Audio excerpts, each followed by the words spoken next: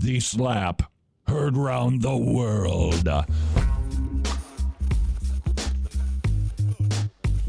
Who knew that Muhammad Ali slaps like a girl? This is Wretched Radio. You have heard commentary. Perhaps you have offered your own response to the big slap that happened at the Oscars. Plenty of conservatives, Christian and non-Christian alike, commenting on the slap heard round the world. A lot of people trying to psychoanalyze Will Smith. They're trying to assess the status of his marriage. They're asking questions about what the Oscars are going to do in response to what Will Smith did to Chris Rock. People are commenting that this is a demonstration of Hollywood privilege. Other people are actually suggesting he was just downright chivalrous. That was Piers Morgan's take. It also was Jesse Waters' observation that Will Smith kind of did the right thing when his wife, in his estimation, was rudely insulted by the host of the Oscars, Chris Rock. He decided to walk onto the stage and give him a big old slap. And there are those who are saying it was the right thing to do, and that is precisely the question that I think that we Christians should be focusing on. I have nothing to add to the social commentary. I'm more interested in asking, what would I do? If I were Will Smith sitting at an award ceremony and my wife was insulted by the host, would I get up and slap him? It raises a reasonable question. What is the role of the man in protecting a woman? 1 Peter 3:7. The Bible identifies her as the weaker vessel. We are the protectors. The picture that Peter is drawing in the Greek language is one who puts his arm around somebody, over their shoulder. It's a stance of protection. That's the role of the husband. So there you are, sir. You're sitting at the Oscars. Your wife gets offended. What do? I think the answer couldn't be more obvious. The Bible verse practically jumps off of the page. When somebody insults you, you turn the other cheek. You don't slap their cheek. I know it ain't fun to hear your family members insulted. I got that, especially when they get upset. We can all relate to that, can't we?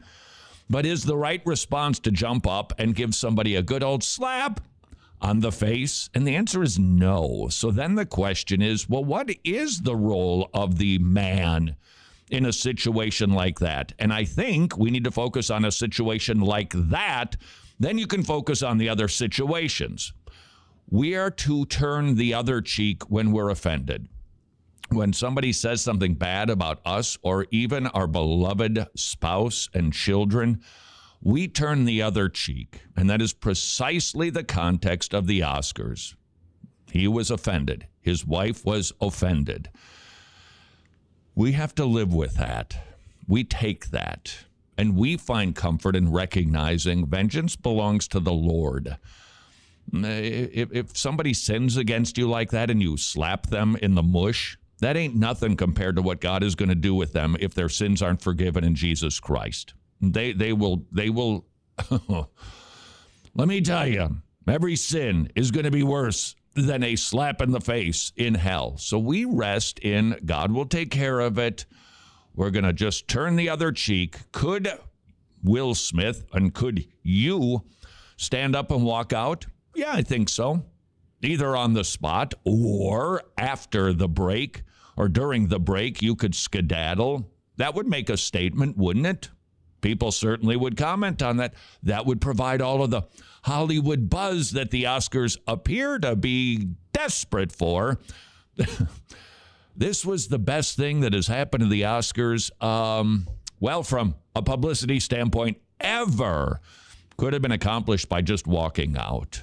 We don't take these issues into our own hands. The context of the Oscars is the context of turning the other cheek that Jesus commands us to do, because it was a mere insult. It's words. Now, this is not to suggest that sticks and stones break your bones, but names can never hurt you. It hurts. But we're called to act like Jesus, who wasn't just slapped in the face, he was punched in the face repeatedly to the point of disfigurement, and he did not retaliate. We turn the metaphorical cheek, but that raises a question. What about a physical assault? That's a different category. That's a different realm. That's a different context. We can study that and I think come up with a different conclusion than the offense of words and the response being turned the other cheek. We see that Jesus authorizes, in my opinion, self-defense.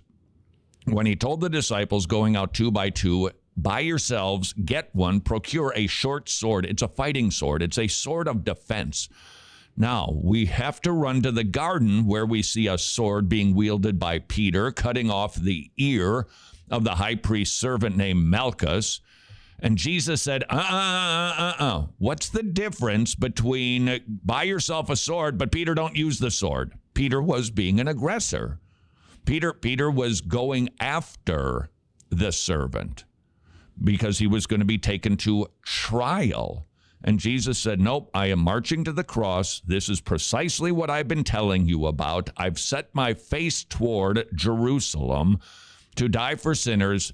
Don't take these issues into your own hands. But if there's an issue of self-defense, you're being attacked, or your wife and children are being attacked, absolutely we defend them and protect them. That is what we do, and I think that we have biblical license to do so. The question then remains chivalry. What is it? It looks weak to turn the other cheek. It looks like you're sissified because you don't stand up for your woman, even in today's culture, incidentally, which is still a bit of a modern-day Christmas miracle, isn't it? That we even think that it would be right for a man to defend the woman. Well, it is right. When it is a physical assault, we defend. But what then is chivalry? I don't know what movie it is. I'm recalling a movie from the old days, you know, from like the 1990s or maybe the 1950s. A man says something offensive to another man's wife. He takes his white gloves and he slaps him on the cheek. Must have been a French movie. I think they're the only ones who wear white gloves. Or if you happen to be a dust inspector. That was considered chivalrous. But is that the Christian response? And I think the answer is no. So what does it look like to be chivalrous as a Christian? What does it look like to be masculine as a Christian? And I think that it's a way bigger challenge than the chivalry that I think most people have in mind. By the way, chivalry, it goes back about 1,000 years. France again. The knights were to live under a code of conduct, but they were a little inconsistent with how they followed those rules.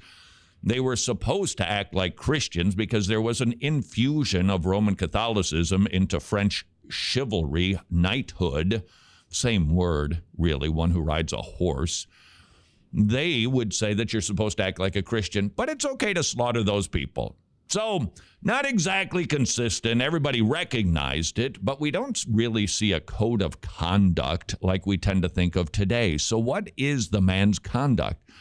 How do we act chivalrous with our wives? We don't have to wait for them to be assaulted or insulted. Being chivalrous as a Christian, it is some of the old-fashioned stuff that we see. It is recognizing 1 Peter 3:7 that women are special.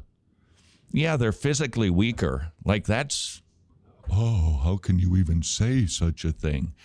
Well, that's the way God made us. And that's just the reality. And it doesn't take a biologist to notice the difference between a man and a woman. At any rate, we're chivalrous when we still do some of those things that honors a woman and also says, I'm a protector here. I hold the door for my wife. I hold the chair for my wife. I stand up for my wife. I open the car door for my wife. And more than that, we act chivalrous at home. It appears that Will Smith's life, it's probably pretty rough with everything that is going on, all of the salacious details about an open marriage. Being chivalrous means leading your family, making sure that you do not find yourself in a similar situation, making sure that your wife feels protected and safe, making sure that she is provided for, making sure that the kids aren't at risk, and leading them to become the best role model of chivalry ever. And that is Jesus Christ. That's what it means to be chivalrous. That's what it means to be manly from a Christian perspective. Will Smith, I wouldn't expect him to pass that test. But we Christians, guided by the Bible, turn the other cheek, protect our families when there's physical danger, and lead them like men. This is Wretched Radio. If you are a fan of the show, you can watch the entire daily broadcast of Wretched Radio at wretched.org.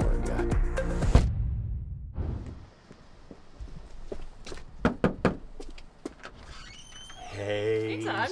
sweetie. Take her around the block a few times? Who's a good girl? You're not, because nobody does good. No, not one. Romans 5 says we're born in sin and iniquity, and our hearts are deceitful and wicked. You know that if you'd use the law, which brings about the knowledge of sin.